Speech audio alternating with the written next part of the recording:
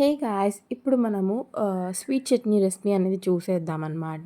So, ఈ sweet chutney అనేది mostly చాట్‌లో ఎక్కువ యూజ్ చేస్తారనమాట. Sweet puri and papdi chat మీద గానీ, సమోసా చాట్ మీద గానీ, ప్రతి దాని మీద యూజ్ అయ్యే మనకి స్వీట్ చట్నీ అనేది చాలా ఈజీ ప్రాసెస్. కానీ ఎందుకు ఇంత రేట్స్ పెడతారో బయట నాకు తెలియదు.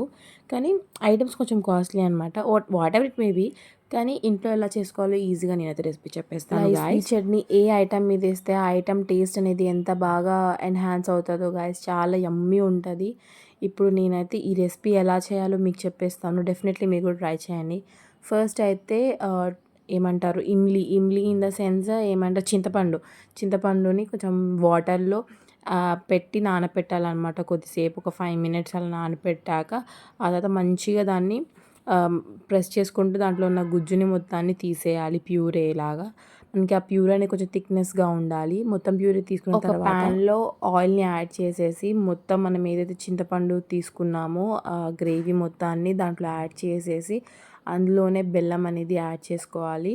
ఇక్కడైతే బెల్లం అనేది కొంచెం 250 గ్రామ్స్ దాకా యాడ్ చేసుకున్నాను. చింతపండు కూడా 250 గ్రామ్స్.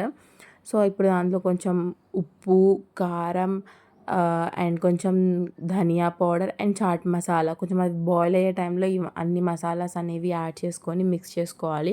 అది థిక్నెస్ వచ్చేదాకా మనం ఇలా మిక్స్ చేసుకుంటూ కుక్ చేసుకోవాలి. అంతే గాయ్స్, స్వీట్ చట్నీ అనేది రెడీ. ఇప్పుడు మనం దీన్ని ఎయిర్ టైట్ కంటైనర్లో స్టోర్ చేసుకొని ఒక 2 మంత్స్ మనం ఈజీగా యూస్ చేసుకోవచ్చు. చాలా ఈజీ ప్రాసెస్ అండ్ మనం దీన్ని చాట్స్‌లో వాటిలో వీటిలో అన్నిట్లో యూస్ చేసుకోవచ్చు. దీన్ని మనం ఫ్రిడ్జ్‌లో స్టోర్ చేసుకోవచ్చు గాయ్స్.